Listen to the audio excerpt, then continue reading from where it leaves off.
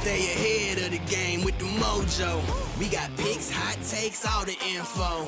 Mo dropping stats, crunching numbers, that's the vibe. Joe say what he see and feel, gon' decide. If you ain't tuning in, throw a flag on the play. It's going down over here the MOJO way. Merry Christmas. Merry Christmas. I was going to say it first. Merry Christmas. Merry Christmas. Merry Chrysler. We're back with another edition of the Santa hat. I like yours. Yours is fuzzier. A little fuzzy, yeah. Yeah. This one, I've been wearing this one for years now. Like years and years. Really? Raina wears it to school for his hat day, for Christmas hat day or whatever. Oh, it's just seeing the second generation. He loves it. That's awesome. He wanted to wear the Christmas crawl one to school. I'm like, you can't wear that, buddy. I don't. He didn't understand. It's not even the words; it's the logo. Yeah, exactly. Yeah, it's like just like, oh my god, we can't be those parents. I was like, can we cut it out or something? I was like, no, you gotta wear the big one. Well, so Laura made those, so I wonder, did she make them for the kids in school too? That'd be hilarious. Would be amazing. The new MVP. Yeah, She did it. She did it again. I will never say who my vote is in public. No, it was an anonymous thing all around. Yeah. I actually didn't vote. Wow, That's why I asked everybody else to vote. was it close? I don't know, maybe. maybe not. Two people could have swung it one way or the other. Yeah, I don't know. Yep. But it was nice because then I had originally said that for the pregame, but then Greg showed up and not everybody had voted. And you guys showed up, so I actually gave it more people a chance to vote, which was good. So how was Christmas Crawl 13? it was amazing. What a time, man! It's just, I tell you, there's something about Christmas crawls. It's like, it's not that no, it is. It's partially like I can't party like I used to, all the time, frequently. I also don't want to party like I used to. Not that I partied a lot, but Yeah. going out every weekend or something, I just can't do it. But on the handful of days, especially with the drinking thing, on the handful of days a year I drink, I look forward to it. You know, it's not like I Getting blasted. No, but on those days when I do drink, it's fun. I don't really feel guilty about it. You're responsible about it. Yeah, I'm responsible about that. You know, I my bills are paid. So, but it's like, you know, it's still fun. I just don't want to do this every weekend though. Oh God, no. I just couldn't do it. Just, it just kind of goes away. But it was a fun time. We were well received everywhere. Oh yeah. Usually it's dicey, but as soon as we got to Harris, the bartender was like, "Oh, can I take a picture of you guys?" Did the Chinese Chinese food? Well, House of Wu. Yeah. They remembered us. Yeah. She's like, "Oh, you guys come every year." Like, Yeah, sure because do. we usually have the other waitress. Harris recognized us last year. I remember that. Or, well, gosh, I haven't done Harris in a long time because that's the first stop. Yeah. But I do remember them remembering us at one point. Yeah, but then they got this weird thing where when we go in, they're kind of like, "Oh, what's this?" And then they come around to us. Yeah. They're probably more like that in July than anything. Yep. Christmas, they're a little bit better. But like, there was one dude that was sitting at the bar, and you couldn't tell because he showed up. He was older, a little older. You couldn't tell his vibe. And then we were talking to him for a second. All of a sudden, he unzips his jacket, and it was Santa. I do it for the host. I was like, he's in. He's in. We put up stickers. Should have given him a vote. I know. We did. We put up stickers I saw the everywhere. stickers, yeah. And at Harris, they let us put it on that little cross beam above the bar. Oh, that's fun. She's like, you can't put it like. She just put a tack, not a sticker. I was like, that's fine. Sure. So we tacked it. I go, this better be here in July when we come back. Yeah. So, I mean, nothing will ever really top the Christmas Crawl in July, the first one, the away game. that was the away game of away games. There have been rumblings about bringing that back. Oh gosh, which would be great, honestly, because if we brought it back next year, then I wouldn't probably have to wear the Patriots cheerleading outfit because it's not even themed. She couldn't make me do that because I'm going to lose the bet. And she's going to make me wear the Patriots cheerleading uniform on the half crawl. Oh, but I thought it was, I guess America. I guess it's true. That's why I said, I'm like, that sucks, but it's themed. And because I'm, a guy of tradition, I'm like, it's not bad. No, it's not. It's bad, but it's not the worst. Right. Yeah. Yeah. It could be a Cowboys one. That's way worse. All right, we finally have a new beer of the week. Finally, after like 3 weeks. Yeah. We'll kick this thing off. This is another Athletic Brewing Company. This is Layback Lime and Salt, a light brew with lime and salt. Got a lot of palm trees, some shakas and surfboards and whatnot. Only 40 calories. We like That's that. We do like that. We do like that. Yeah. This is a brand new one. I've never even seen this one anywhere. Cheers. So. I've never seen it either. I thought it was more like a summer one.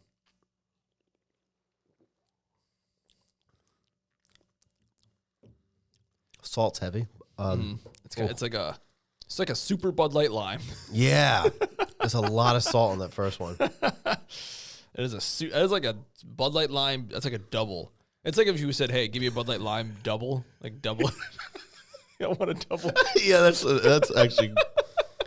When I usually say, oh, you could probably do like a couple Bud Light limes and that's it. You could probably do one of those and that's it. Yeah. That's not bad. It's very limey.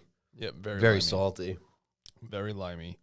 I could see having this on the beach or something. Yeah. Yeah. Maybe not 3 days before Christmas. Well, it's good. I know it's not bad. Check them out. You know, another Athletic friend of the show. Big fans. Big fans. They don't know it. They don't know. I mean, they don't know it yet. No, but we between them and Phantom Farms, I don't know who we shout out more. I know. What was the other one that we did the whole multi-pack on? Best Day Brewing. Yeah, I was telling Jess about those the other day. Yeah, so, I mean, pretty good. Yeah, it is definitely more of a summer vibe with the imagery here and the taste. But in December, in East Providence, this is what you find. This is exactly, yeah. Right. Amen. Beer of the week. Beer of the week. All righty. Let's get into some games. I'll be honest, it was a busy weekend. Didn't watch a ton of football. But I did watch most of the Thursday night game. Yeah. If you remember on this show from last week. Game of the year. We were going back and forth about this game. Yeah. And I was like, saying all the reasons why the Rams should not win this game. I picked them anyway. And it was a good game. It probably was the game of the year. 38-37, the Seahawks over the Rams in overtime. It was honestly so fucking long ago that I don't fully remember the game. Who did I take in this game? You took the Rams. I thought so. Okay. And I was like, I said, Devontae's not playing. Their flight's delayed. And you go, and you're picking the Rams. I go, yeah. Yeah. So the Seahawks take control of the number one spot in the NFC at 12-3. Excuse me. The Rams fall to number 5 because of the division matchup. So it's Seattle at 12-3. And I will say, if you're a strength of schedule guy, Seattle's had a decent strength of schedule. So they're a little bit battle tested. We're a little bit concerned about Darnold. They were behind in that game. I think they were down by like they came back 16 at one point. In the fourth, they're down by like 11. Darnold threw 2 picks, which I know you were Salivating it was over for it. up. Yeah. I know it. Yeah, I mean, he might. I was reading another article today that they could get 13, 14 wins and wind up as like the 6th seed, which that'd be so hilarious if that happened to Darnold 2 years in a row, winning 14 games and getting a road game. But they were legit. That 2-point conversion play was funny. Always pick up that ball. Always pick it up. Dude. Always pick it up. That is I forget who it was that picked it up. Charbonnet. Great heads up play. Yep. Because I think it just, you're assuming it's dead. Yep. And it wasn't. Yep. There was the weirdest 2-point conversion. He said he's always been coached that way. There's a lot of drama that came out of it, mostly from Rams fans. But I guess about what, that play? Yeah. But that's in the rule book. It is a hard and fast rule that even if the play is dead, if there's a clear recovery, that's recovery. Yeah, and it was a backwards pass. Because a couple of years ago, it happened where a play was called dead and the guy recovered it and the shenanigans ensued. So they changed the rule. So they called it right. Pick up the ball. No, it's a great heads-up play because he just naturally went over and picked the ball up. Yeah. Yep. The weirdest 2-point conversion ever. But when they did the replay, that clearly backwards. Yeah, but things happen very fast. It's hard. I know the refs get a lot of shit, and they should because they're fucking terrible. But things happen very fast, and you can't always see directly down the line or behind. There's a lot happening. But great game. Matthew Stafford's MVP case continues, and 2 games left. 2 games. And he'll be playing probably right till the end because that division is going to be a slobber knocker. It's crazy. The 49ers just tied it, and I think they have the ball again. Well, the 49ers are locked in now. They clinched a playoff spot. So really, excuse me, the only thing that's unknown is Carolina. So the Green Bay got eliminated? So if the 49ers win against the Colts. There's one spot left. Green Bay has a 7. I'm sorry. If the 49ers win this game today, against the Colts tonight against the Colts, the Bills will clinch a playoff spot, the Texans and someone else. So that's it. The AFC is set. It's just positioning of divisions and wild cards. Right. The NFC, I think it just comes down to the West. I'm sorry, the South. The South and the North. Detroit has... They clinch a playoff, but not the division. Detroit's in the 8th spot with like a 14% chance of making it. So they're, I believe, a game and a half out? Who's this now? I'm sorry. The Lions. They're sitting at 8 behind. Right now, Green Bay has that last spot. Lions are toast. Well, they're not toast. They have a 6% chance of making the playoffs. They need a lot of help. They need to win out, and they need the Packers to lose out, I believe, and they'll be good. It's very slim chances. So because the Packers have that tie, which is kind of essentially working as a win for them over the Lions. And then you got Carolina sitting at 8-7 in the last division lead spot over Tampa Bay. Man, have they fallen off. Oh, my God. At one point, or a couple different weeks this season in our power rankings, Tampa Bay was number 1. I know, right? That's wild. Completely fell off. Yeah, they've lost like 7 in a row. It's funny because I was listening back because I was trying to fix my record because remember I said I messed up a few weeks. And I was like, I picked the Bucks to lose. And I said, they're on a free fall. They're going to lose. They're going to lose a lot. They won that game, and they've lost every since. Has it been that? It's been like 7 weeks. Yeah, they're like 7 one in the last. I think they've lost the last 6 or 7. Jeez. Going back to the Patriots game, which at the time looked like a great win. Now it doesn't look so good. Yeah, even the Ravens looks like a good win against the Ravens, but they're technically under 500. But whatever, we'll get there. I mean, it is. Yeah. So right now the only 2 spots left are that 7 seed and because even the 49ers have clinched a playoff spot, which is crazy. Yeah, because after yesterday's game, because with Pittsburgh's win, the 49ers and somebody else clinched a spot. Chicago, maybe? Interesting. Yeah, I think I saw that for Chicago. And Seahawks are now the 1 seed. So, we'll see what happens. They just got to win out. But right now there's only a couple spots left for playoffs. It's such a strange year because as we're moving into the Saturday games here, when you see with 2 weeks left, you see a team that's 4-11, you would probably think top 3 draft pick, right? At least top 5 minimum. 7. Yeah. There's that many bad teams this year. We were 4-13 last year. And what pick did you have? 3. Yeah, 3. And we're probably going to lose out because as we move into the Saturday games, the Eagles beat Washington 29-18. That is pretty wild, actually. Then you mentioned that because that's true. 7. So, excuse me. Mariota left this game. Needed stitches. We don't know if he's playing because they got a short week. I think he might play. They said day to day. Their backup is Josh Johnson. They had to sign an emergency third, which is Jeff Driscoll. They had him last year on the team. Yeah, I mean, I didn't expect much here. There was a lot of controversy on the 2-point conversion that that was Sirianni went for. I'm not usually I'm a guy like, just stop them, but that's a little much. That's a little much. What was his reasoning? Analytics.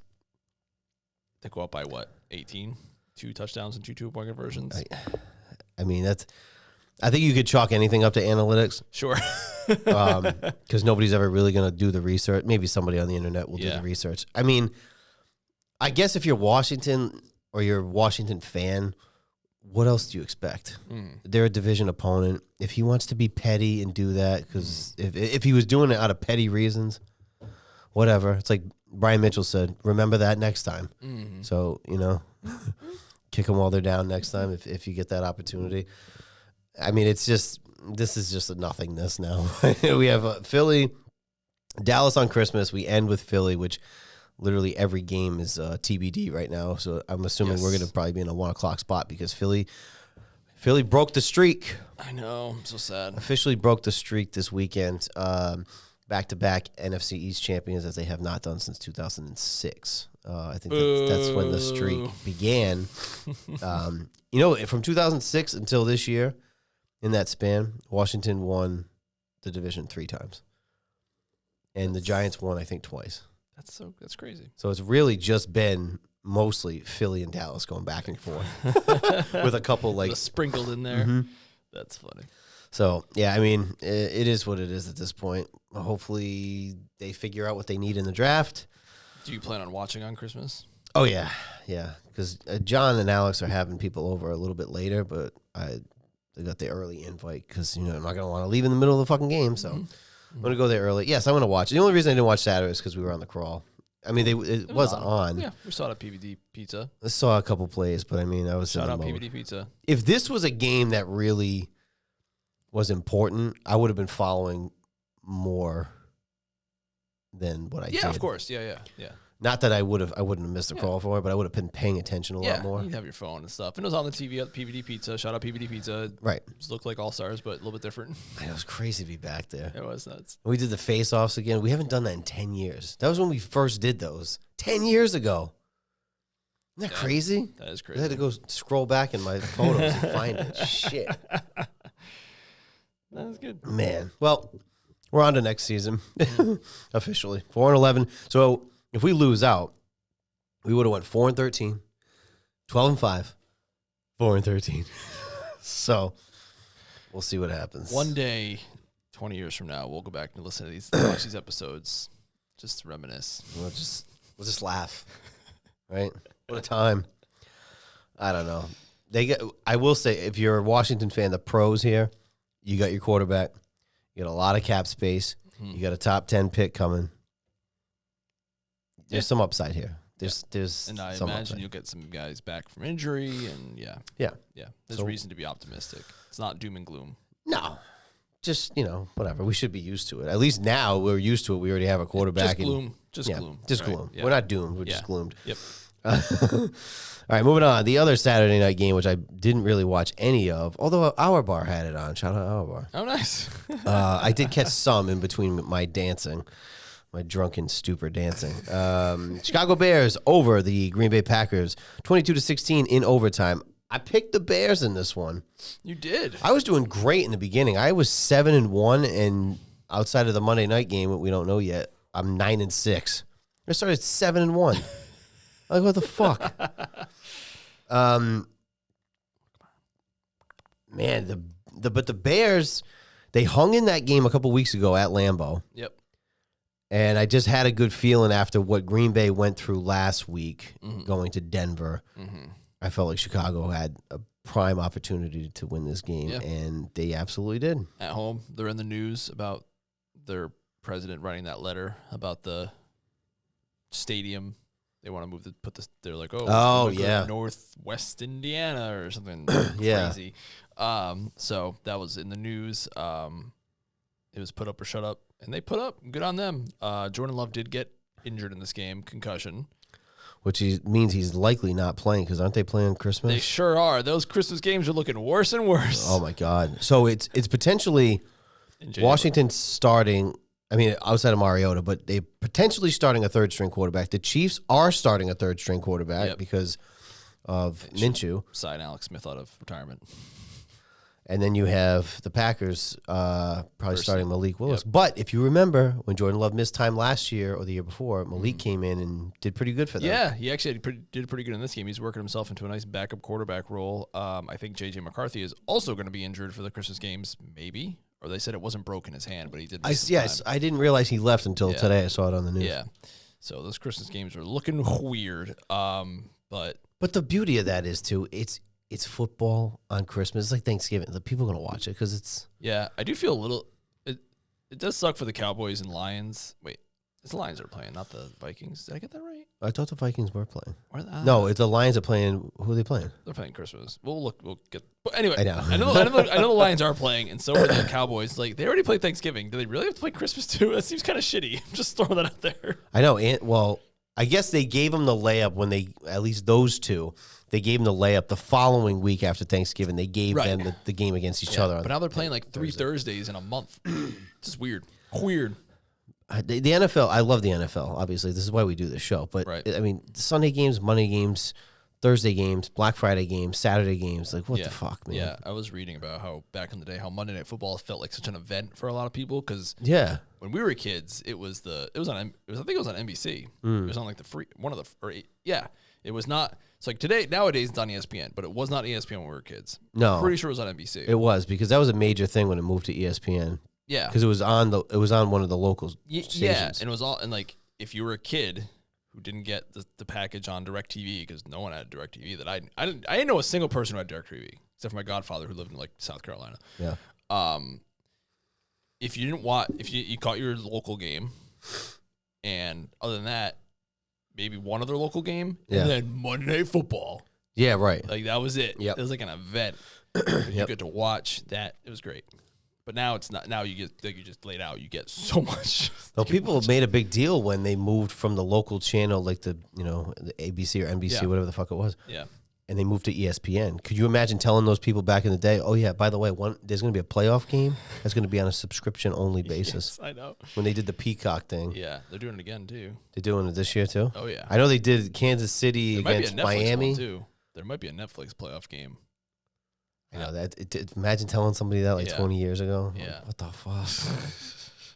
Which is crazy because they did throw in a YouTube game, right? Wasn't it on the Friday? The Friday kickoff was YouTube. Yeah. They did a YouTube game. Now something else might. The Oscars is going to YouTube. That's what it was. The Oscars. Weird. Of all the Super Bowls that the Chiefs went into, they never played in an NBC Super Bowl because you know how they rotate. Oh yeah. I don't know. It's just a fun fact. Shit. They ain't gonna do it this year. No, they are not. Good on the Bears. Bears look legit. Yep. Scary team in the playoffs. I will tell you that. Moving on to the Sunday games. Buffalo Bills over the Cleveland Browns, 23-20. Shador also got hurt in this game late. It was his finger too at some point. Something with his finger. They had Dylan Gabriel come in. It was a nasty little cut, but I think he went back in. Yeah. And he went back out. I don't know if he went back out, but I know it was the finger thing. But I think he's okay to continue playing. But gotcha. This is Bill's gonna watch out for this stuff because he come off the high of that win against us the week before, and then trap game all over it, and they almost blew it. Yeah, I mean, Cleveland does have a good defense. I'll give them that. Yes, that is true. So Myles Garrett, I believe, is a half sack behind the record right now. He's at least or 1 sack. No, he got a half sack. It was like a close, weird half sack. It counted, but he was like kind of in the vicinity, so they did give it to him. So I think he's 1 sack away from the record. Maybe it's one. I don't know if it's one from the breaking it or one from tying it. I don't remember. There's a bunch of guys at 22.5, and I got TJ is at 23, which I think is the record. Right? Did he break Strahan's record? I think TJ broke Strahan's record. But yeah, he might be a full sack behind. He's got 2 games to do it, so. Yeah. I guess between that and Shador getting some playing time, it's the only bright spot for Cleveland, who also, again, if you don't botch this, I know it's Cleveland, you have a top 3 pick. Mm-hmm. Right now, they're sitting at number 3.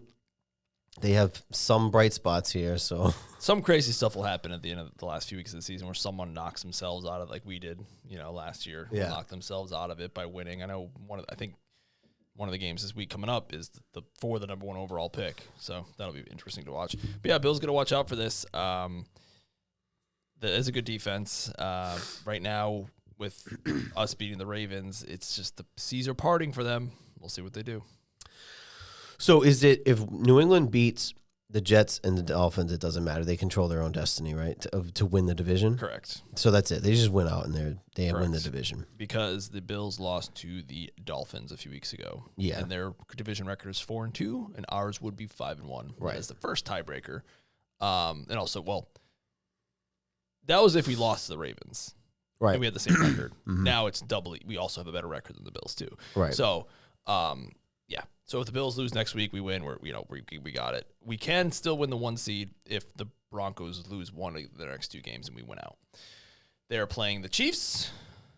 Win. So that's going to be a win, probably. Yeah. But they are playing the Chargers the last game of the season. And the Chargers might have something to play for. They might. Well, Seeding at this point. Yeah, just seeding. Yeah.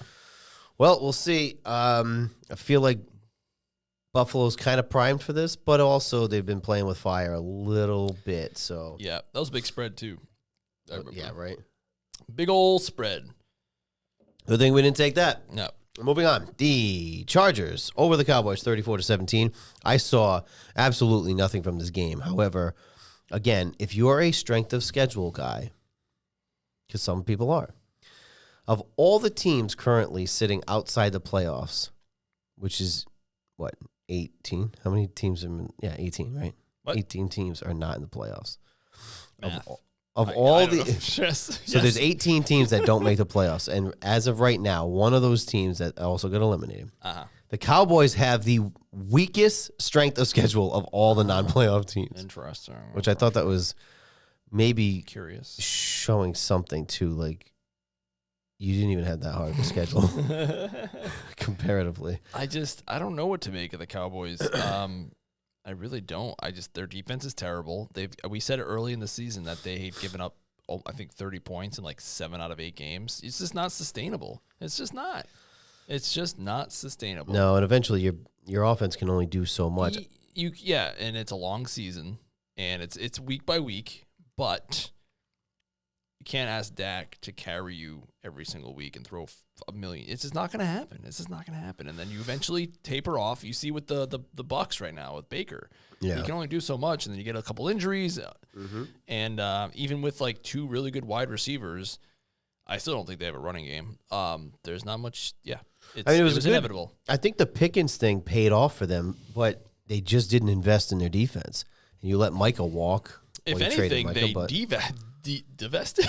Is there a word for divested. that? Divested and got rid of a top 3-5 defensive player in the league, and they got some picks over for it, which will be nice. That's a role. Yeah, I don't know. Were they lacking for picks? That's like a team that needs to stock up.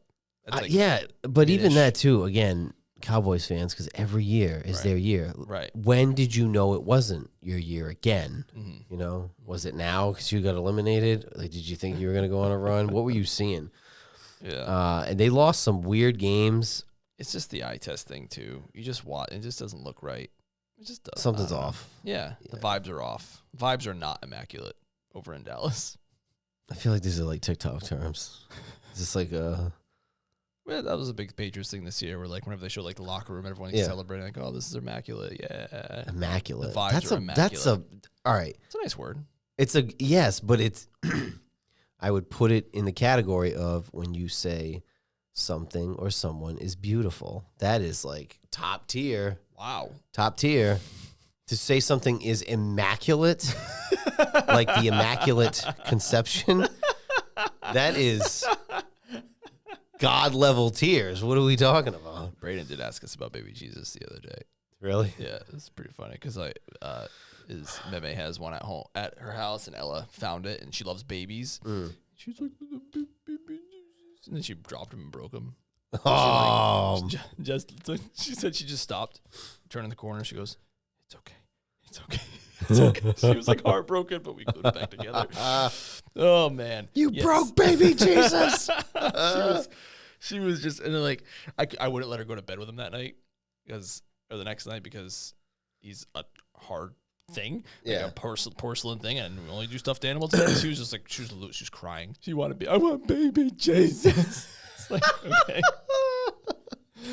Jeez. Girl. Well, I don't know. I guess that's immaculate is up there with. That's fair. You say but also something beautiful is like, wow. Like Drake May. You think he's beautiful? Yes. Are you over Tom Brady? I mean, you know, I've been over Tom Brady for a while. I've said on the show, you know, no sacred cows. Once you're gone, like you're gone. Like you're out of sight, out of mind. Like Tom, the future is now. That's fair. Yeah. But I mean, a lot of these guys are just still hanging around. Like, well, even like on Reddit, someone posted a picture of Brady. I was like, oh my God, just enough. Yeah. Like, oh, it reminds me of this. Like, it's stupid. Like, someone made there's a shirt. It's like the Step Brothers, and it's Brady and Drake. I'm like, no, it's not even that. Just get him out of here. Get him out. Yeah. Get him out of here. Yeah, I mean, it was a nice run. It was a great run. Yeah. But it's like you gotta. It was like 5 years ago. I know you can't keep doing this. I've had 2 children since then. Right? Fuck off, loser. Go lose somewhere. Right, got on my face. And I was on Fox. But I never get his games anyway, so it doesn't really matter. Fox, Gronk's on Fox. Yeah. Fucking Edelman's got a podcast. Yeah. Which I don't mind. Edelman was, without knowing these people, sometimes you just see people, you're like, I don't like that guy. And I had no reason other than it's just like, I don't fucking like that guy. But then I listened to his podcast, I'm like, I actually like that guy. Oh, yeah, I hear you. One thing that is like, so when all the wrestlers started having podcasts, like Stone Cold had his podcast, Chris Jericho had a podcast, Mick Foley had a podcast. Undertaker's got one now. Undertaker's got one. They were all the guests came on. You heard all these stories, like Kevin Nash told his story, and then DDP told a story, but then they'd go on Jericho's podcast and tell the same story. And then they go on this podcast and tell the same. I'm like, I've heard this story like 18 times now. I don't need to hear it anymore. Yeah. That is how I feel about the Patriots dynasty run. Like, I've heard all these stories. I've read the books. There's no more stories to be told, especially when like the HBO thing came out. Like, all right, you let all the cats out of the bag. Yeah. Let's the move only on. thing I really want to know about, if they one day was on their deathbed, is why Malcolm Butler was benched in the Super Bowl. That's all I want to know. There's conspiracies about that. There is. Like, I would they have to be somewhat legitimate conspiracies. Yeah, your cornerback one doesn't just sit for the Super Bowl when you're getting torched, and then play one play on special teams. It's just weird. It was just weird. I don't get it. I don't get it either. It's weird. That's it. But I'm all aboard the Drake May train. Tom Brady. I'm just like, whatever. It's done. His wife, his ex-wife, she's just got remarried. Now it's time for us to get remarried. I tell you what, man. If Tom Brady, the greatest quarterback in NFL history, can't keep his wife happy, what chance do the rest of us? What fucking chance do any of us have? Well, she was also like the most famous supermodel in history. So I get it, but like, the dude won 7 Super Bowls. Nobody's ever done that. I haven't even won one. I've won 0. I'm expected to keep Jess I around. haven't even been. I've watched them. Yeah, that can't be nearly the same. And look at what happened to him. It's crazy. There's no hope for any of us. Put the fucking instructor that he hired didn't. That is, oh boy. Foul, dude. Foul. This guy's out here winning chips, and you're out here sucking. It could have been a great rhyme, though. Oh, my God. Right, moving on. Stop it. The Tennessee Titans over the Kansas City Chiefs, 26-9. I did pick the Titans in this game, mostly because I was upset about the Chiefs, but also because Mahomes is out. Yep. Minshew hasn't played all season, didn't have a lot of faith, and unfortunately, Minshew also tore his ACL in this game. Good news, it was not torn. Oh, it wasn't They torn. suspected it might have been. But he is out for the season. I'm pretty, yeah. They're not bringing him Yeah, back. they said it was, I think Schefter said it was intact. They were concerned it was going to be torn, but it was not. The better news then. Yeah, but what a wild free fall. Wow. Like, Oof. sudden and quick. But this, it's like, not with, with a whimper. I'm sorry. What is it? God, what's that saying? Oh, with a whimper and a beer. Nope. I don't think so. Hold on. I think it's tear, isn't it? With a whimper and a tear. Out with a whimper, not with a bang. Oh, I have no idea. Okay, let me find it. Are we doing poetry right now, or are you just doing sayings? Just it's a saying. It's a saying. Okay. Because like even like out with a whimper, I guess that's just it. Is that just it? Yeah, just out with a whimper is really what it is for like their 3-year Super Bowl run, their dynasty run of 5 years. just that's just how it ends, like so quietly. Like even the Patriots run, their last game was they lost the last game of the regular season to lose out in the 2 seed in a bye, and they just lose in a really shitty wild card game against the Titans at home where Brady's last pass is an interception, and then COVID happened, so we never saw him ever again. Yeah, that is true. It's like fun trivia in a way. What was Brady's last throw. Yeah, and so was Aaron Rodgers as a Packer. But it's funny how that it's out with a whimper. It's what happened. Like they lose, Mahomes gets hurt, their backup gets hurt, and now they're just 6-9 and they're just bad again. It was just. But I wouldn't say that this is necessarily their future. Like Mahomes is still Mahomes, I think. Yeah, I think they're like you guys, where there's gloom but not quite doom. Yeah. Hopefully, he comes back okay from the surgery or from the injury. Yeah, not to say that they're going to go on a dynasty run that they've been on, but I don't expect them to be this bad all the time. I think that this might be a blip in the road for them. A lot of things just didn't jive this season. When you watch them play, it just wasn't clicking. But also, again, last season, 12-0 in one-score games, and then they fell to like 1-8 or 1-7 or something in one-score games. Yep. Because this for sure was not a one-score game. I did hear about. Oh, go ahead. Sorry. Not with a bang, but with a whimper. Oh, I mean, something ends in a quiet, disappointing, anticlimactic way. It is from poetry, actually. The Hollow Man, I guess. Okay. The Hollow Man, modernist poem. So yeah, it is from something. I'm sorry, I totally botched the shit out of that. No, it's fine. Yeah, I maybe expect this to be a blip, but I know Kelsey was saying on his podcast that still unsure, and Jason kind of said, take the next 3 games, go out there, play, blah, blah. I think it's done. Hurt me in fantasy and get 1 point. Yeah, that was not great. The one thing I will say about the Chiefs is I do feel a little bit better about Mac Jones's last year with the Patriots because their top wide receivers was Thornton and Juju, and I'm resting earlier in the season. I'm like, that's what Mac Jones had, and look how bad they were. So now I don't feel so bad. Like, Mac, you did your best you could, man. Yeah, no, it's true. It's true. They just didn't seem like the same team. So we talked about it too. Like, Kelsey's got his podcast. He's a Hall of Famer. Yeah, he's getting married next summer. Like, he has nothing to prove unless he just wants to run it back. I just don't expect. I feel like him running it back this season was a big undertaking when he was like, okay, I'm going to do this one more time. Yeah. And I don't know if he would want to do this again. Right. And Gronk talked about it before where it takes a lot to get your body ready. And other players have talked about it too, but they say like it takes a while. Like you get your body ready for Sunday and then you get like you're hit by a car and you got to do it all over again. Yeah. He doesn't need to do it. Doesn't need to do it. So I expect him to retire. Then it's the Andy Reid conversation. We kind of said it last year. Yeah. After that Super Bowl that they could lose both of them guys, and maybe it's a year removed, but we shall see. Moving on, the Cincinnati Bengals over the Miami Dolphins, 45-21. It was not that close because at one point it was like 45-14. Yeah. Ewers got his first start, the 7th rounder out of Texas. It's bad.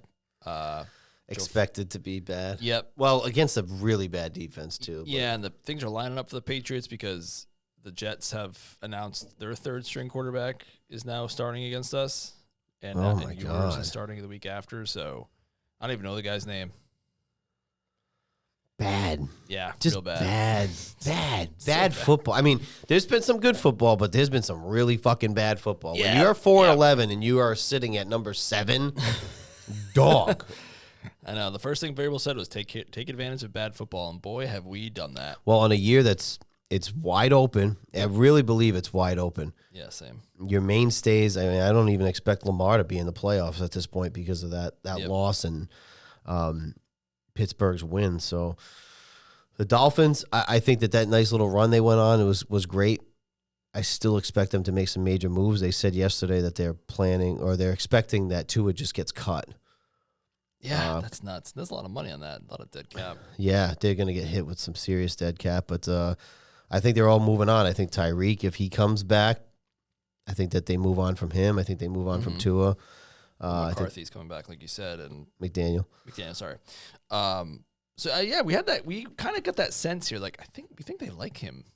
Like, we kind of we started getting that sense that he was coming back as these games progressed because they were winning. But I also was very against recency bias. Nothing against him personally. I'm just saying, like, when you're running a team, that recency bias can be a bitch when you started off like 1-6 and they're like, oh well, we finished 8-9. Well, it's not that good. Yeah, someone convinced their new front office, because the GM got fired, that he wasn't the problem and that maybe he was showing them like his scheme and he's just not running it. It could be.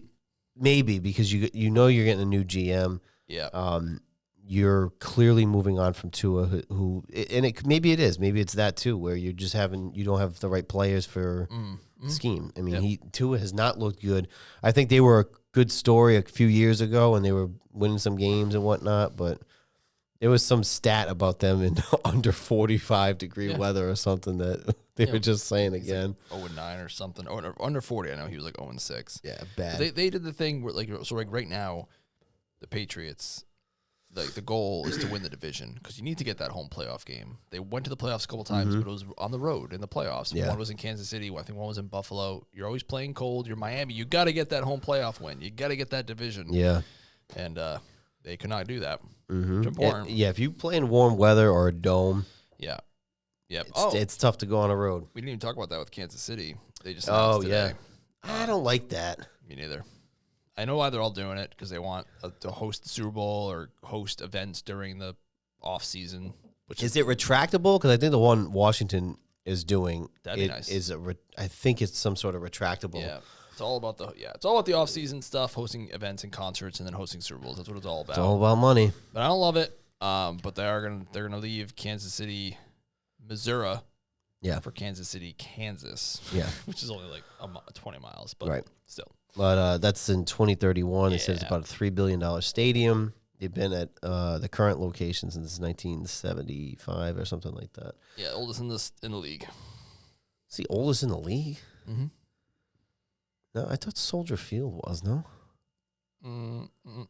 Maybe it was AFC. I read something else with those. Maybe. Let's find what out. About Lambeau? Actually, now I'm thinking about it. Isn't Lambeau? Oh, yeah, duh. Soldier Field? I thought Soldier Field was the oldest, but maybe not. Let's find out. Oldest. Oh, God. I can't type anything. Oldest. Oh, God. Oh, my God, Tom. Oh, my God. Stadium. That's a typo. Oh, my God. Yeah, where did I read that? It must have been AFC. That would make sense. You're right. Soldier Field, which they're also trying to leave. Yeah. 1924, Lambeau Field, 1957, and then Arrowhead, 1972. Yeah. Yep. Might be. A lot of teams potentially moving. Yeah, Chicago. That's a big one because. Yep. I think that Soldier Field is like a historical site, though. Is it really? I think so. I mean, 1924 is pretty damn old. Yeah, I think it's been. And the Bears moved in 71. It's the only stadium that's or NFL stadium anyway. That's a historical site. Lambeau's wild because it's literally just like there's houses. It's just crazy to see. It's just wild. Good stuff. All right, we'll see here. The Saints over the Jets, 29-6. Didn't expect much here. I did pick the Saints. You picked the Saints too because of the young quarterback that seen some promise there. So maybe they do have a high enough pick. They've won like 5 out of 4. They're still up there. That I makes mean, no sense. 4 out of 5. Let's see, where are they at? Yeah, they're at number 8. They're right behind us. They're 5-10 right now. So we'll see. Maybe they got something here. Yeah, and what is their streak right now? 2? They've won. I think they've won 3 out of 4, but they've won 2 in a row. But yeah, they've definitely been they've been rolling. Yeah. Good on them. Oh, that is crazy. Yeah. Well, I mean, early in the season, they looked so bad that we were like, they might not win a fucking game. I thought they were the worst. Yeah, the worst team, but they've turned it around with that quarterback. So good on him, and he's definitely earned himself at least one more season. And the Jets are sitting currently at number 4 in the draft. So I mean, there's 4 teams at 3-12, and you have the Giants and the Raiders at 2-13. But I mean, so far you have 9 teams with double-digit losses with 2 weeks to go, and you still have 3 teams that have 9 losses already, and then you have another 4 teams that have 8 losses. So. Yeah, and the Jets do have that Colts pick that at the time you thought would be like in the 20s. Yeah, that's slipping down. Now it's at 18. But the Colts are also playing right now, so that could drop further. I still think that. So now you're looking at a top 5 pick for your own. You have the Colts pick this year and next year. I mean, the trades they made, you knew that they were kind of packing it in because the Jets just don't have it this year. Mm-hmm. You just hope that between 26 and 27, they maybe get some good draft picks out of this, do something here. Yeah. because they'll at least have, I don't know what their cap space looks like. I got to imagine with those trades, they probably lighten their load with the cap space. So we'll see. My guess, too, is that Aaron Glenn keeps his job. With the trades that they made and whatnot, I think that they're kind of like draft pick rich right now. Yeah. Which is not a terrible thing, but you got to hit on a lot of those. Just got to hit. He's got to build that culture because that culture has been bad. I wasn't a big culture guy. Like I wanted the tight pants Ben Johnson, but seeing it from Vrabel, I've seen the positives to it. Yeah. Like getting a guy in there and building that culture back up. So I know that's just one of those fan bases that even when they're in your division, it's just like I got a couple guys I work with that are Jets fans. She's a Jets fan, and it's just it's fucking miserable. It's miserable. It's bad. Moving on, the Vikings over the Giants, 16-13. A little closer game than I thought, but I think I did pick the Giants in this game for whatever reason. I don't know. On the road, cold. I know the Vikings are usually pretty cold. I don't know. I don't remember myself. Yeah, but the Vikings playing a dome. I know, that's what I said. Yes, I don't know. Remember back in the day, they didn't?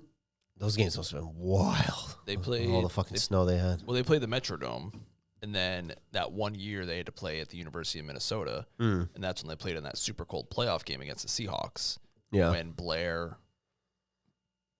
That was the kicker's name? He missed like a 20-yard kick to win the game because it was so cold. It was like -3 degrees, and they lost to the Seahawks. But that was when? I'm talking about way back in the day. They used to play outside. I don't remember them playing outside. When did they move into the Metrodome? I don't know. They used to play outside. I thought they played outside because Look it up again. because of like the snow. The snow was so bad over there. Yeah, that's why I think they played in the Metrodome. But then they had full time though. I'm pretty sure. And they played at University of Minnesota for a couple of years, maybe 1 year, and it was like -3 degrees, and it was awful. Starting their franchise history outdoors at Metropolitan Stadium, 1961 to 1981, and even playing 2 seasons, 24 and 2015, at Bank Stadium now. That's right. So they played for 20 years outside. Oh, I don't remember that. Oh, we were not born, right? 81. Yeah, no, I'm saying way back in the day. Yeah. Okay, that makes more sense. So they did, but I think because they get so much fucking snow in Minnesota. That's a team that should have a dome. Makes complete sense. There's one commercial with Adrian Peterson, and he was like at home. He'd run out into the field, and like Vikings like a home game, and the fireworks are going off, and I was like, they play in a dome. This commercial is inaccurate. Yeah. Never liked that commercial. That makes sense for them. If you're in an area that gets that much snow, it makes sense. Yeah, maybe the Bills. But the Bills has got a new stadium, and it's going to be open. Which I'm surprised. Washington's further south, so they don't get as much snow as like a Buffalo or Minnesota. But retractable's nice. I know that I'm hoping that it's not just I think it's supposed to be a retractable somehow because I don't really love Washington playing in a dome. Yeah, I'm not into it.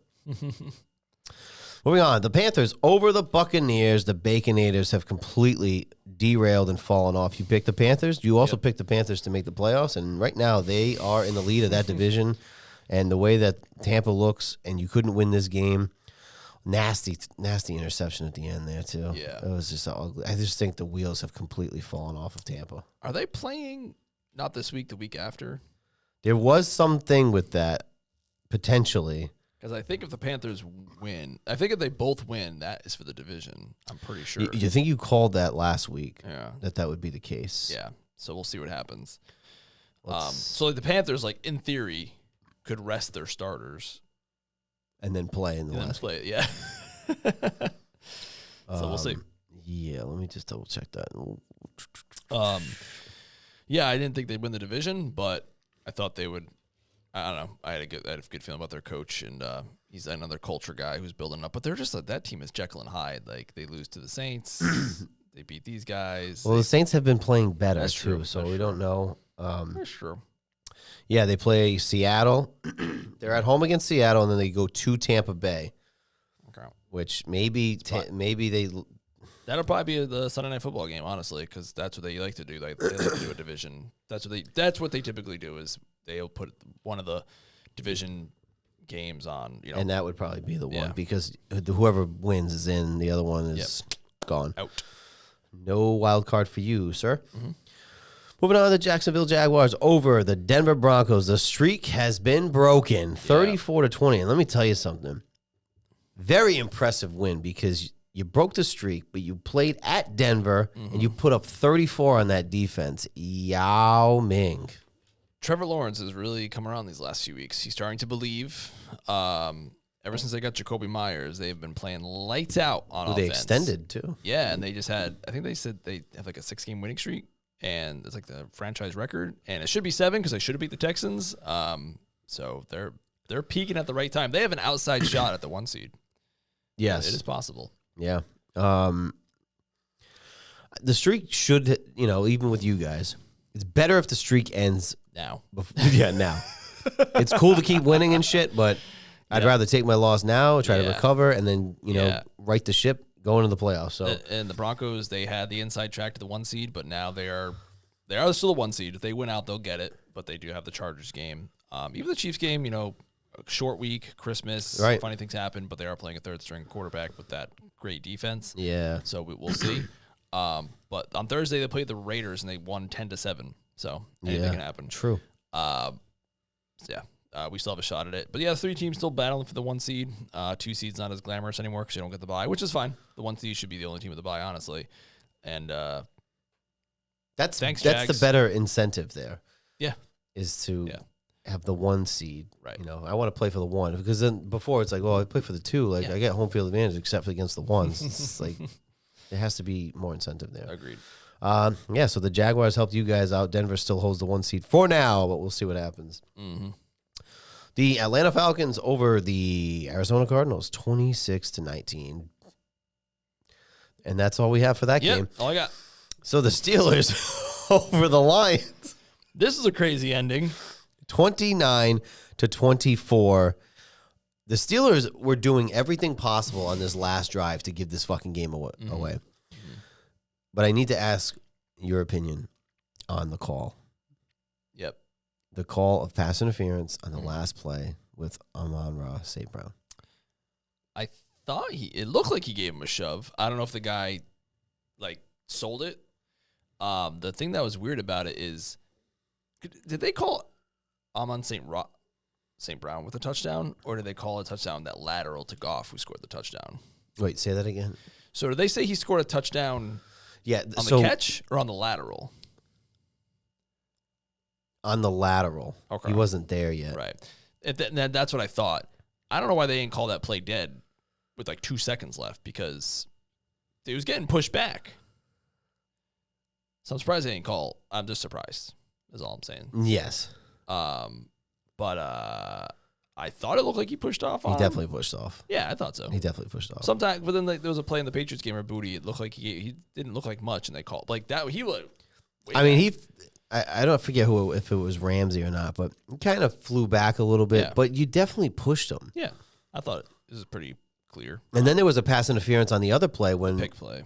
Yeah, when he caught the ball and it was another one. So these guys are just too obvious about the pick play. You're just too obvious. You got to make it look better than that. It would have been a cool play if he didn't push off like that because of pitch back to Goff and whatnot. But I think the ref kind of announced it funny because as soon as he said it was a touchdown, the fans went nuts. However, he's like, why didn't you just say the result of the play? It was pass. Just say pass interference on the offense, right. And then the time expired, so the game's over. Just say that. He's like, oh, it was a touchdown, but see what had happened was pass interference, and then so bye. Yeah. Not great. Very weird, but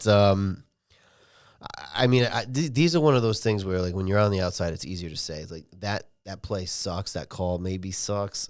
He definitely pushed off to me. He shouldn't have been in that spot. If it's going to come down to the refs, as they say in the UFC all the time, don't leave it in the hands of the judges because shit happens. But I also think it was the right call, so I'm not uberly mad about it. No, I'm fine with it. Disappointed for the Lions because they're going to miss the playoffs, but yeah, we called that at the beginning of the season. You're welcome. I mean, we don't know ball, but we did say there's some, last year they were 15-2? 14-3? 15-2. They were 15-2. 14-3? Didn't they tie 14-3 with the Vikings? You sure? I'm pretty sure they're 14-3. All right, 14-3. Maybe now I'm not sure. But even still, last year was their year. It really was their year. Yeah. I still think they'll be okay moving forward. But you do have 2 new coordinators. Yep. So. One of the things, and I listened on the Patriots post-game show, one of the guys was getting annoyed. He got a little annoyed by it, where he's like, that every teams, they'll be like, the Patriots are playing well right now, but they'll be fine. Like, look, they're on the right track. Next year, they're going to be great next year. Be good again next year. And he goes, it's not promised that you're going to be good next year. We saw it with you guys. We'd see with the Lions even more so, honestly. Yeah. Tomorrow is not promised. So that's why you freaking go in.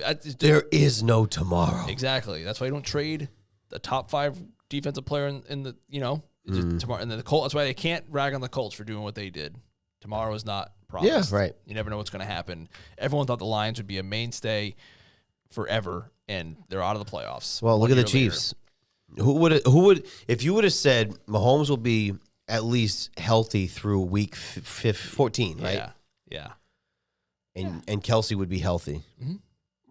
Nobody would have ever predicted that they would be eliminated at that point. Third in the division. So shit happens. The other news that came out of this game was DK Metcalf got into it with a fan. He just got suspended, He got suspended. A lot of money, too. They calculated that money. It's over $500,000 that he's missing out on for not playing. At a time where they really need to make this final push because they have the division right now, but I believe they only have it by game. You do something like this. Now, there's controversy on what was said. The fan has come out and said he said his full name. I don't even know what his full name is. Which is whatever DK stands for or was short for. I don't know who said he made a racist remark. I don't know if it was DK or somebody else, but then somebody said, he said something racist. But the fan was pretty adamant that he didn't. So and apparently he had trouble with his fan before in Seattle.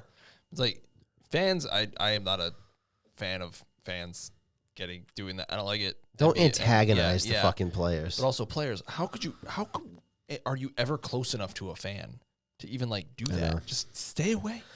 Stay away. It's it's one of those things where let the league take care of the fan, and it happens so many times where fans get banned from stadiums and shit. Who knows? Heat of the moment, I don't know. But you won the game. It's just unfortunate because your team is now making a playoff push. They need you out there. Yep. You're their number one. I don't know. And now you're suspended for the last 2 games of the season. Not great. Not great all around. Yeah. But the Lions, I think they're down to 14% chance to make the playoffs. So they're toast. Also not great. They really needed that game. So yeah. Moving on, the Texans over the Raiders, 23-21. It's getting a little dicey on this one. I know. A little dicey. Who played quarterback for the Raiders?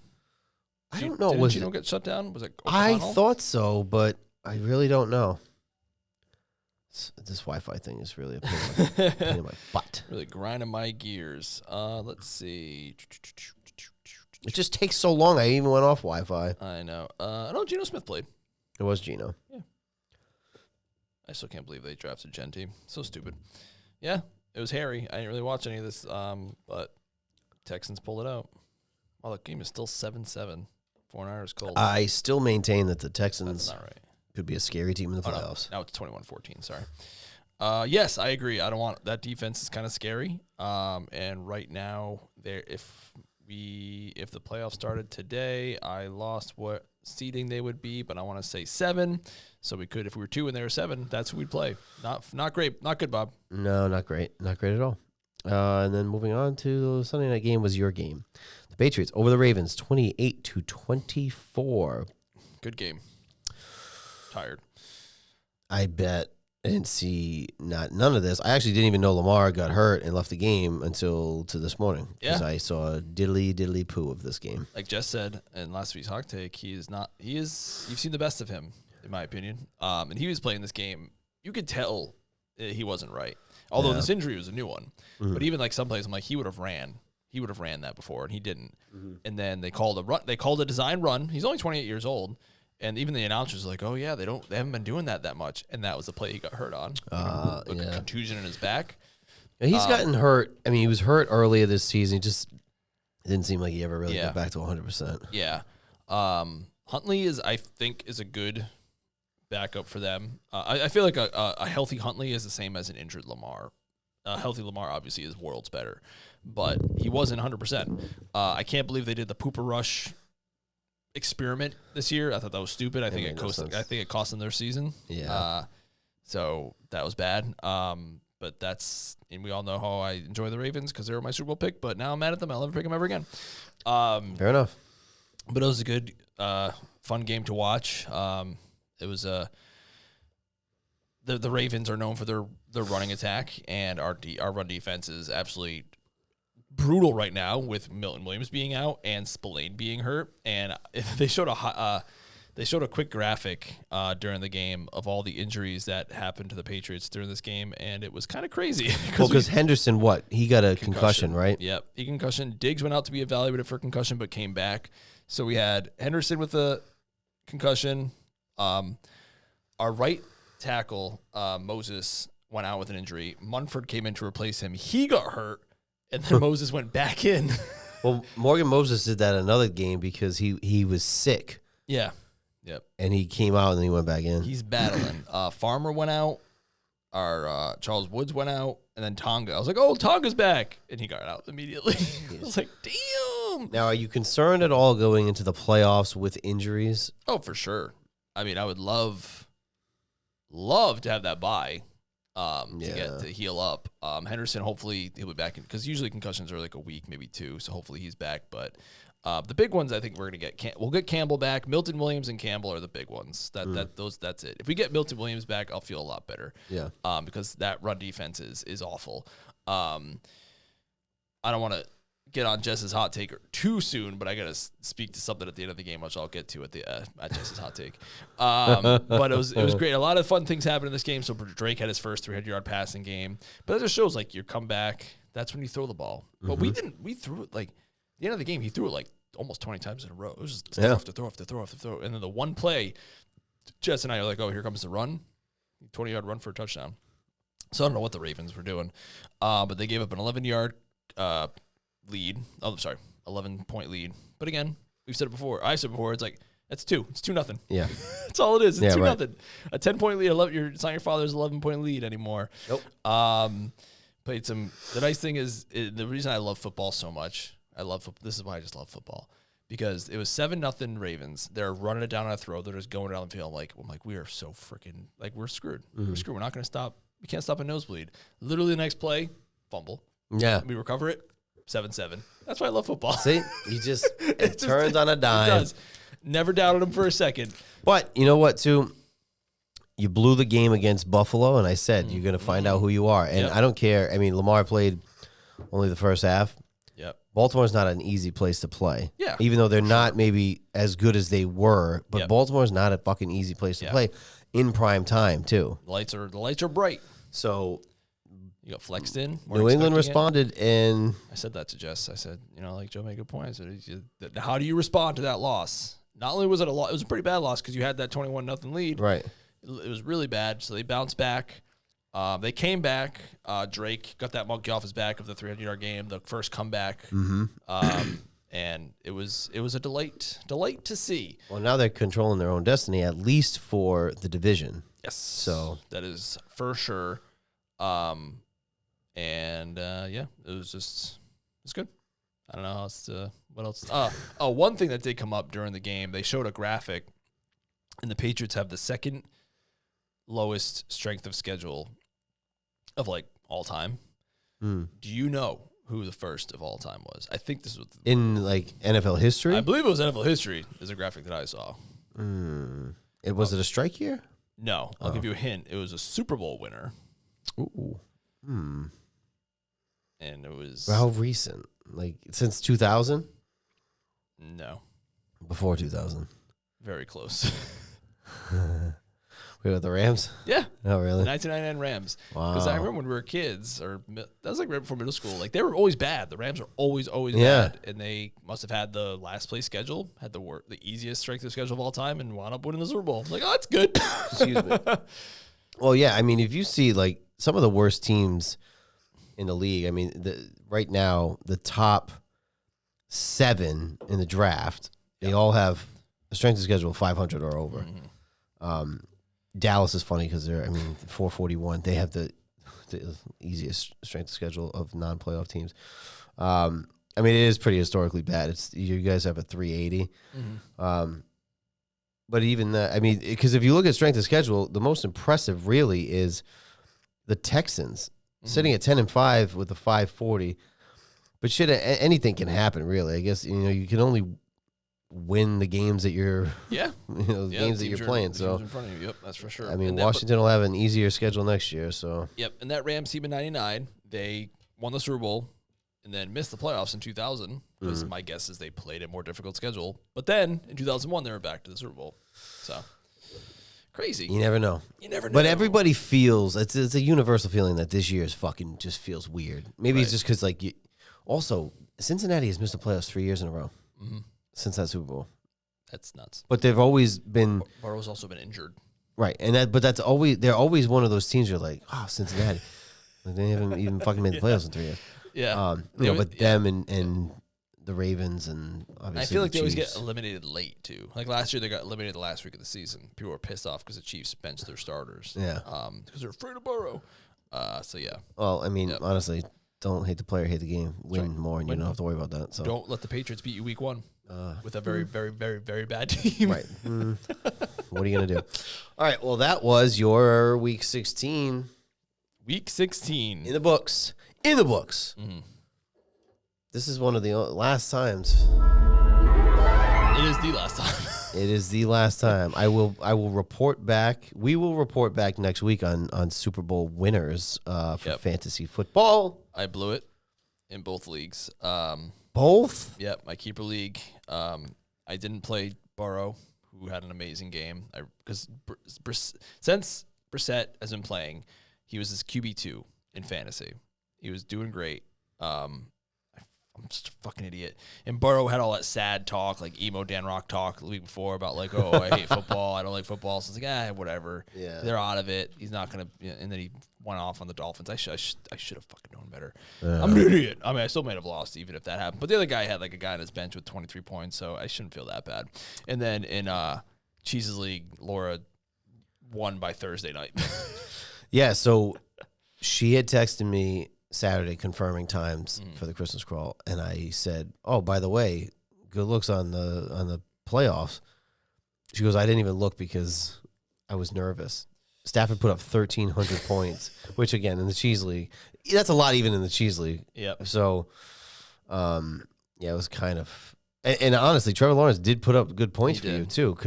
For what our quarterbacks do. But yeah, he kind of went off on that. I think she may have scored literally the season high. She almost hit 3,000.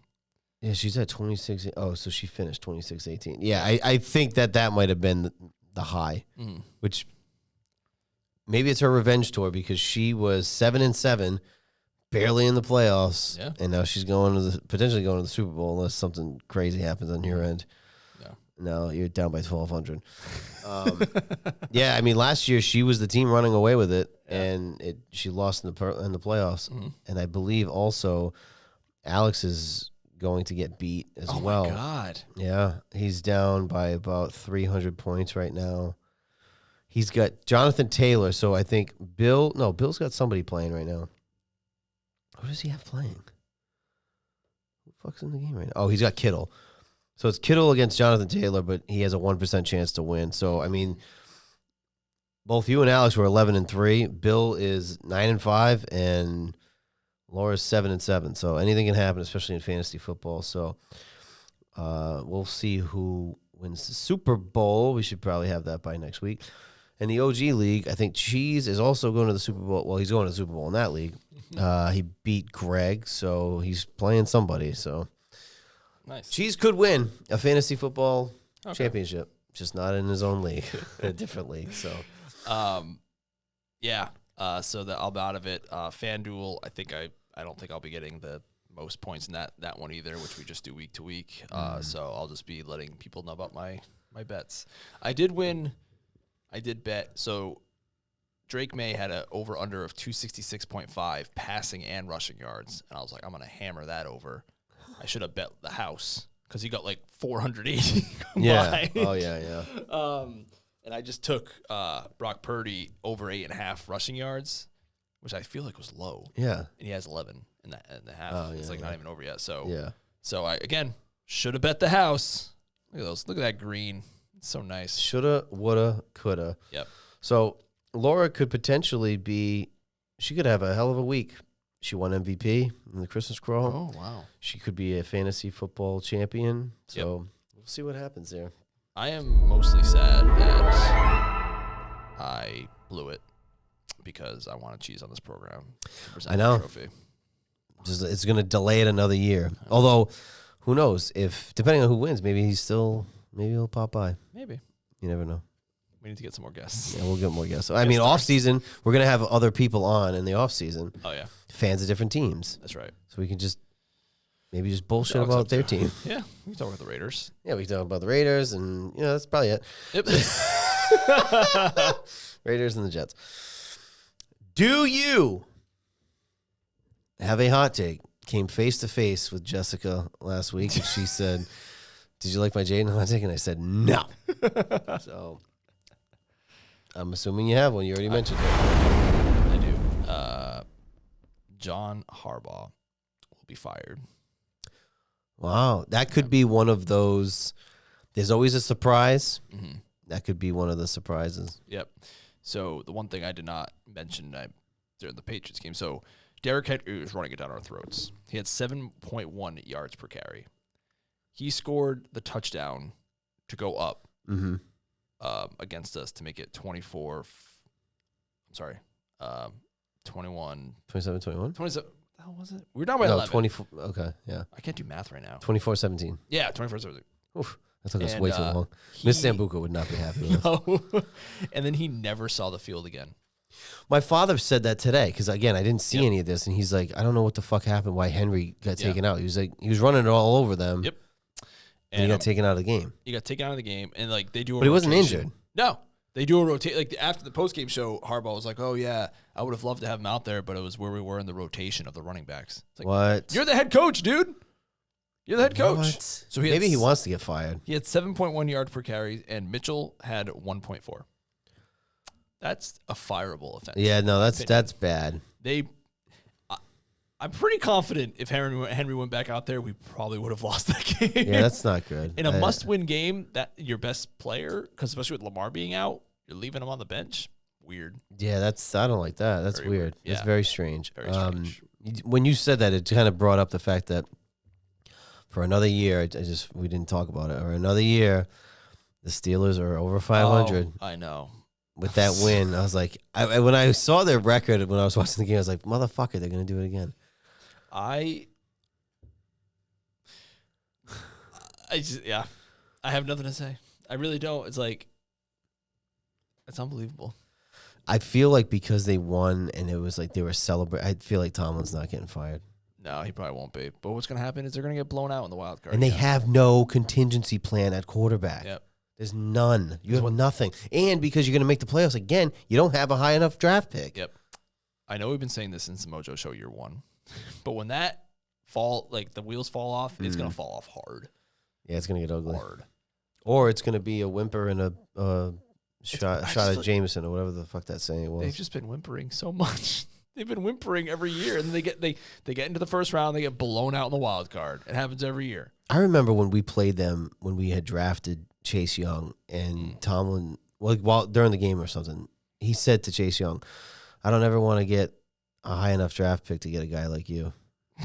It's like, okay, but you should. Maybe you should. Yeah. Because you're still not over the hump. Yeah. But, I mean, the only difference this year is they won the division, whereas in years past, right. they were, although they technically haven't won the They division. have not won the division But yet. they're on track to. Right. And they'll get a home game before they were playing on the road. And that could make a difference. Like we just said about the Dolphins, they kept getting the road games.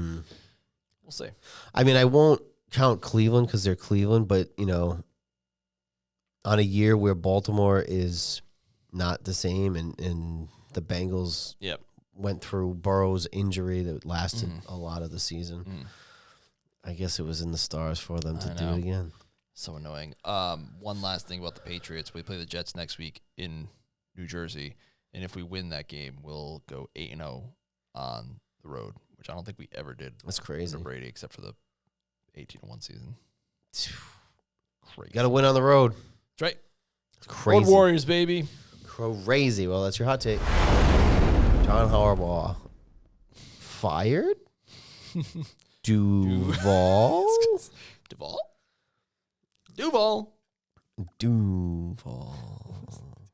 What the fuck are you saying? Oh, man. But, hey, that's probably part of the reason the Bucs are where they are.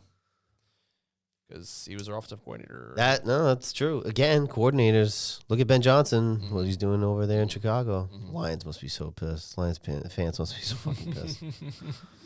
Sweet baby Jesus. All right. Week 17. Sorry. Of the NFL season. That used to be the last week of the season. All these injuries are piling up, and they're talking about adding an 18th game. Oh, boy, howdy. Bad idea. Make sure you get a good backup quarterback, boys. I know, as we mentioned earlier, they're all going to play him. So, Thursday, December 25th, Christmas Day, 1 o'clock on Netflix. I'm glad this is an early game, so I might be able to catch some of it. We have the 6-8-1 Cowboys traveling to the 4-11 Washington Commanders. The Cowboys are 6.5-point favorites. We don't know who's starting for Washington. It could be Mariota. It could be Josh Johnson. Hell, it could be Jeff Driscoll. I don't know. But I will not pick the Cowboys. I can't do it. Not on Christmas. Not on the Lord's Day. I'm going to pick Washington. That's fair. I'll pick the Cowboys. You son of a bitch. I'm so sorry, but if you guys are really playing a third-string quarterback, it's Josh Johnson, though. UFL legend. What was he playing last? USFL? Maybe. XFL? I don't know. But I think Mariota's playing. AAF? They're going to want to win this game. This is Dallas. They hate Dallas. They're Everybody home. hates Dallas. That's true. No, I get it. Go for who you want. Go for your heart. You know? Then 4:30 p.m. on Netflix. We have the 8-7 Lions, who are still fighting for their playoff lives against the 7-8 Vikings. The Lions are 6-point favorites. I don't really love the spread because of what I've seen, but I think the Lions are a better team. We also don't know what the injury was to JJ necessarily. Yep. I think they're going to try their damnedest to get in the playoffs. I don't think that they will, but you never know. If they win out, they go 10-7. It's not a terrible season, but I'll take the Lions here. I agree. I'll take the Lions as well. Then 8:15 p.m. on Prime Video, Thursday Night Football. On Christmas night, we have the 12-3 Broncos traveling to the 6-9 Chiefs. The Broncos are 12.5-point favorites. Who's starting for the Chiefs? I had the guy's name, but I saw it earlier today, but I forgot what it was. But it is the third string. So guy. So we're taking Denver here. Taking Denver. That's a big spread, boys. Yow. They will probably cover. And then we have the only one game on Saturday. Oh, they didn't do the 3-pack this year. Two? Oh, you're right. I'm sorry. I missed that one. They used to do the 3-pack. Then Saturday, December 27th, 4:30 p.m. on NFL Network, we have the 10-5 Texans traveling to the 11-4 Chargers. The Chargers are 2.5-point favorites. Man, that's a tough one. I will take the Texans. Fuck you. I was going to take the Texans. Fuck you. That offensive line is wrecked for the Chargers, and that defensive line for the Texans is strong. I'm going to take the Texans, too. Close game, though. I like this. I mean, the spread makes sense. Mm-hmm. I agree. Close game, but I'll take them. And then 8 o'clock p.m., exclusively on Peacock, we have the 7-8 Ravens traveling to the 9-5-1 Packers. The Packers are 2.5-point favorites. We also don't know about Jordan Love because he's... Love and Lamar. And Lamar. I'm taking the Packers. The Packers are at home. Oh, I said this game was on Christmas earlier. That's not what it was. Yeah, but it was I knew it was Peacock. a short week for them. Yeah. Okay. It was a Peacock exclusive. I'll take the Packers. I think Malik is a better backup than Huntley. Excuse me. And if they both play, I really don't know. But I'll take the Packers. Yeah, I'll take the Packers there. I think that's probably the safe bet at home. Yeah, these games are going to start getting weird because, benching and injuries and shit. And like a lot of the stuff's already wrapped up. Then Sunday, December 28th, 1 o'clock on Fox, we have the 3-12 Cardinals traveling to the 5-10 Bengals. The Bengals are 7-point favorites. Just take the home team, the better team, the Bengals. Yeah. I mean, a healthy Joe B can beat the fucking Cardinals for sure. So give me the Bengals. Agreed. 1 o'clock on CBS, we have the 9-6 Steelers traveling to the 3-12 Browns. Steelers are 3.5-point favorites. That is surprisingly low for a team that's leading the division. 3-point fucking. I'm gonna take the Steelers here, but so no DK. Don't know if that factors into it. Browns do have a good defense. Rodgers doesn't move like he used to. I think they squeak out a win though. I'll take the Browns because of that defense. And Aaron Rodgers not being able to And move. you hate Aaron Rodgers. Yeah, I don't like Aaron Rodgers. They'll probably annihilate the Browns, though. What am I thinking? 1 o'clock on CBS, we have the 5-10 Saints traveling to the 3-12 Titans. The Saints are 2.5-point favorites. I think the Titans had a good win over a banged up fucking Chiefs team. I don't expect that from the Saints. Have been playing better. 2 in a row, 3 out of 4. Take the Saints here. I'll take the Saints, and I'll take them to cover. Hey! They've been playing a lot better. Whose name I also enjoy saying. 1 o'clock on Fox, we have the 11-4 Jaguars traveling to the 8-6 Colts. The Jaguars are 7-point favorites. I am going to ride that hot hand of the Jaguars. They might be for real. I didn't think we'd ever say that, but here we are. I know, because the last 2 years, every time I pick them, they fucking lose, and not this year because they're always fucking winning because Duval. Liam Cohen has got them believing. Duval? Jaguars. 1 o'clock on Fox, the 7-8 Buccaneers traveling to the 6-9 Dolphins. The Buccaneers are 5.5-point favorites. Do they take a bus to this game or do they fly? It's going to be really short. I know, It's right? like a 45-minute flight. Put Titans there. I think this is probably the win that they desperately, desperately need. I think that if you're going to start a third stringer or Ewers, probably it's in the stars for Tampa to get a win. But I don't know. They've been playing so fucking bad. I expect them to win this game, 20-13. This would be a get-right game for the Bucs. I'll take the Bucs, even though I just said I'm mad at them, but I think they can beat Ewers. 1 o'clock on Fox, we have the 12-3 Patriots traveling to the 3-12 Jets. The Patriots are 13.5-point favorites. Wow. There's Wowie zero zowie. reason to take the Jets at this point. Yeah.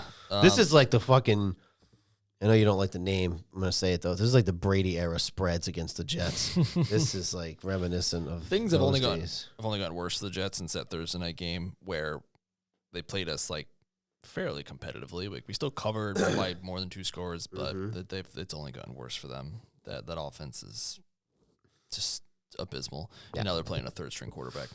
1 o'clock on CBS, we have the 12-3 Seahawks traveling to the 8-7 Panthers. The Seahawks are 7.5-point favorites. It's a cross-country effect. The Panthers are feeling themselves. They got the division lead. They play up to their competition, but I think they're gonna lose this game, and it's gonna set up a winner-take-all for the NFC South on Sunday Night Football. Yeah, that could be it. I'll take the Seahawks here. They are the better team, but again, the cross-country effect.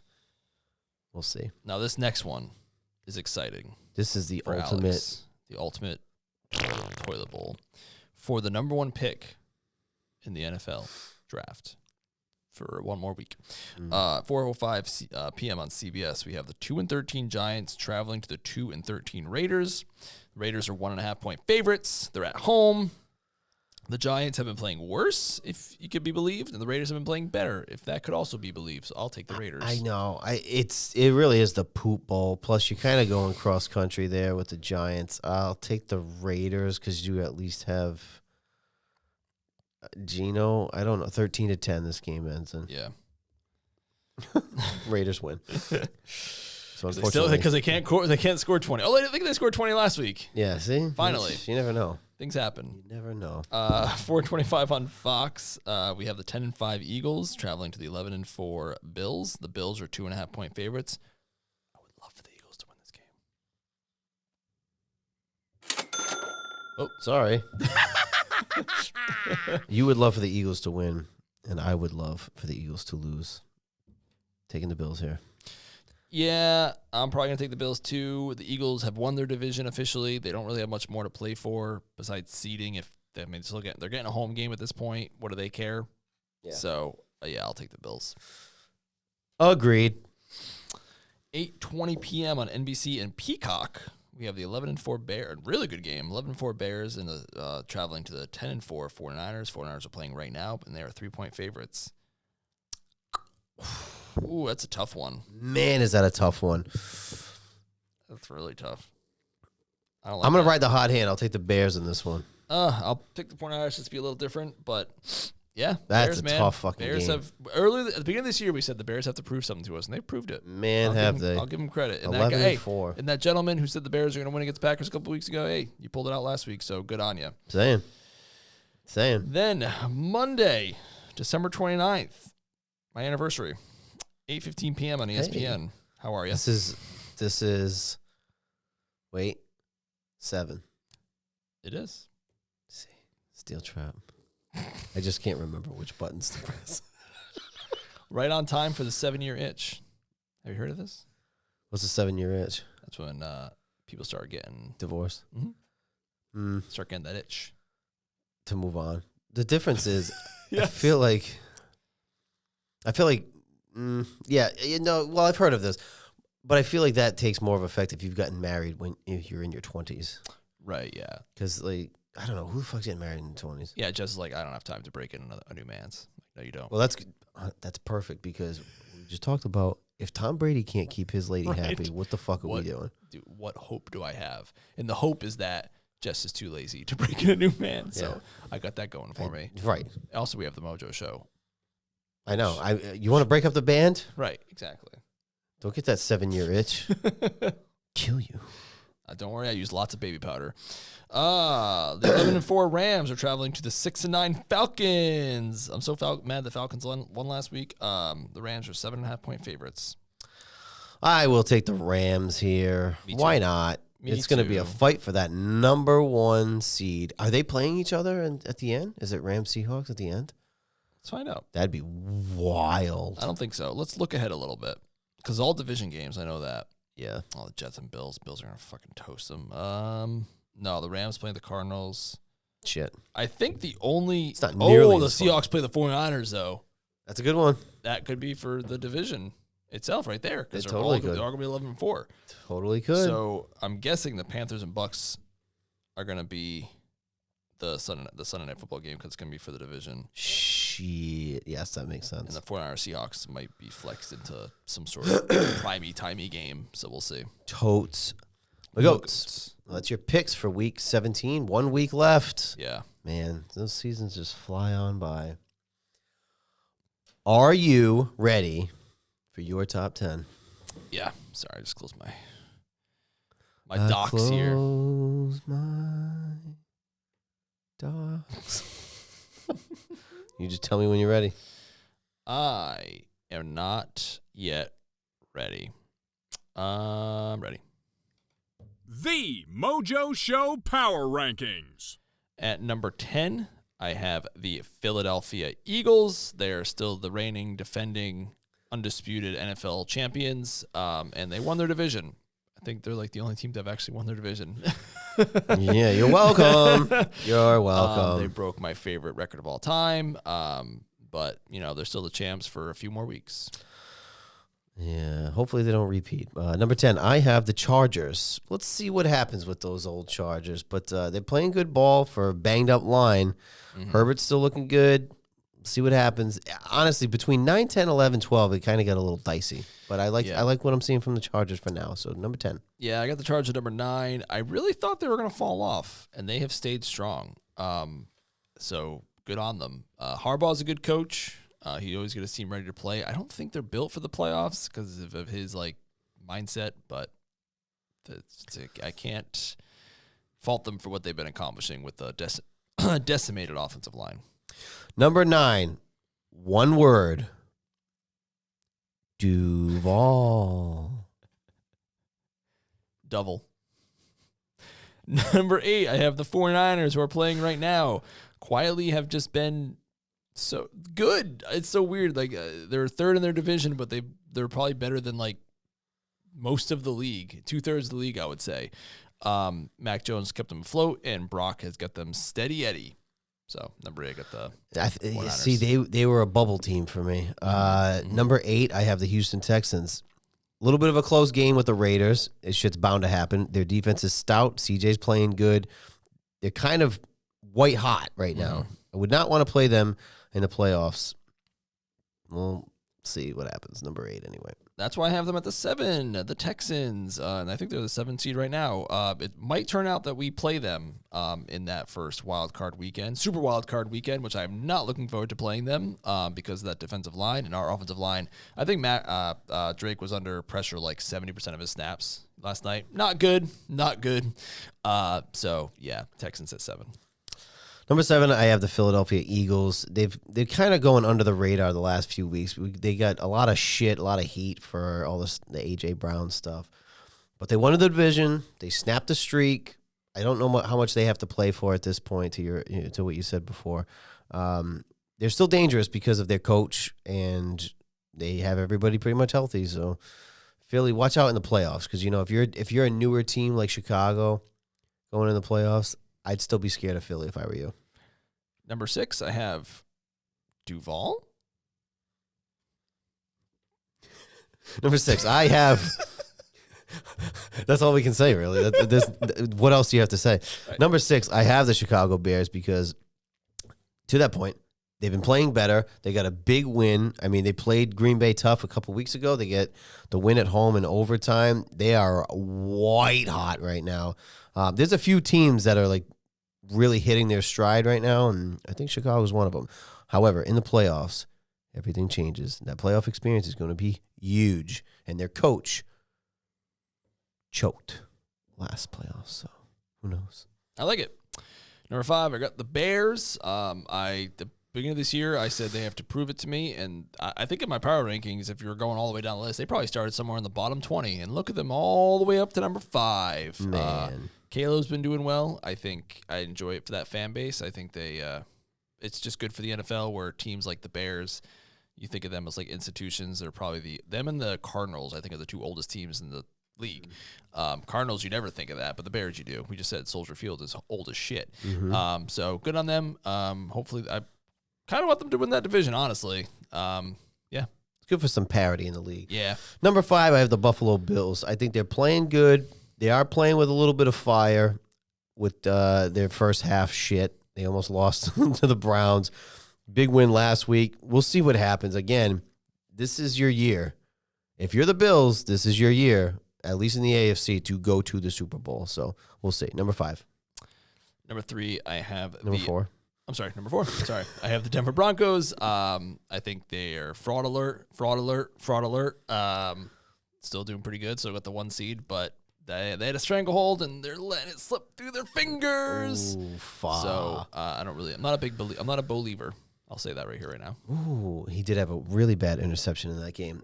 Number 4, I could tweak any of these 4, really. Number 4, I have the Rams. They lost that game.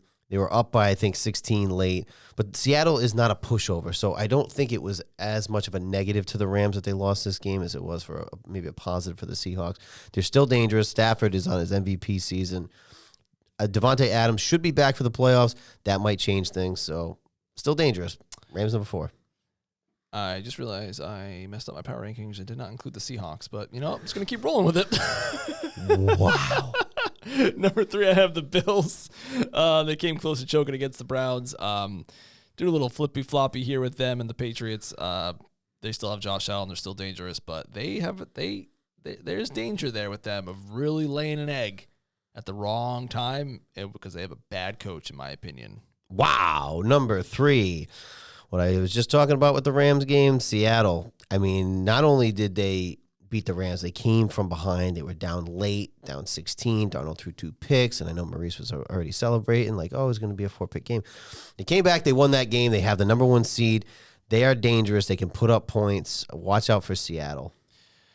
Number 2, I'm going to cheat, and I'm going to say the Rams and the Seahawks. But no, I won't. I forgot the Seahawks. I'll just say the Rams. It's a tie. No, I can't do that. That's cheating. But I will say Rams, even though they lost that game in a bit of a fluky manner. It was kind of fluky. with the 2-point conversion Yeah. at the end there. It is what it is. It's Yeah. busy there on the road. I don't think that loss was a knock on anybody there. Yeah, It was yeah, just I a good agree. fucking game. Yep, they still have the MVP playing quarterback. I'm a much bigger believer in McVay than the Seahawks coach, who I couldn't even pick out of a lineup. Wow. And Darnold too, of course. But yeah, Rams at 2. Oh, yeah, because you left the Seahawks. I was like, wait, I screwed that up myself. Number 2, I have your Denver Broncos. The streak being snapped is a good thing if you're Denver. But the Jags coming in, who is also a playoff team, I'd be okay with it maybe if they went to Jacksonville and lost that game, but they came to you on a streak, mile high, and they kind of put it on you. That defense, you let 34 points come up. But still Denver, still dangerous. Number 2. Number 1, I have your New England Patriots back at number 1. We had a bit of a dip, but we showed some fight against the Bills a couple weeks ago, lost it, but we responded with the heart of a champion. Against the backup quarterback. But number 1, I have you. What? That loss will go to Lamar because he started the game. I understand, but who played the majority of the time? Just joking. Number 1 is your New England Patriots. Again, I think I said this last week. That loss, and it wasn't even just a loss. You blew a 3-touchdown lead to a division opponent that is on your heels. How are you going to respond? Are you legit or are you not legit? Lamar or not, and the Ravens doing well or not, Baltimore's a tough place to play, especially in primetime. So I think the Patriots are legit, at least for this season. So they're back to number 1. They dipped for like a week, then they get right back up. I like it, and it didn't help the Bills. If the Bills like shellacked the Browns, my numbers might be a little bit different, but they didn't really. barely squeaked it out. So I like it. Back in number 1. Number 1. I have one more thing before we exit this program. Ooh. So hold on. Okay. Oh my gosh. I don't know what to do. What's happening? What do you want me to talk about? Patriots, Drake May. Oh my gosh. Oh, lights so bright. The lights so bright. What in the world? What is this? This is for you, my good man. Why did you get me? I didn't get you anything. Why did you tell me something? You didn't have to. You come every week. Oh my God. That's my gift. What is it? What in the world? Oh my God. This is incredible. There's another one Two for of them good. There's one for Jess. Really? Yes. Oh my goodness gracious. How Yes. nice of you. Thank you so much. It's a bit of a prototype, but I like it. I gotta wear this with my I gotta wear this with my pint glass. Oh, that's great. The MOJO show. And we don't know ball. We don't know ball.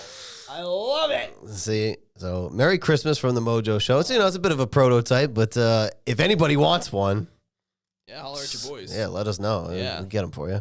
Merry Christmas. Merry Christmas to you and yours. You as well. Till next week. Bye.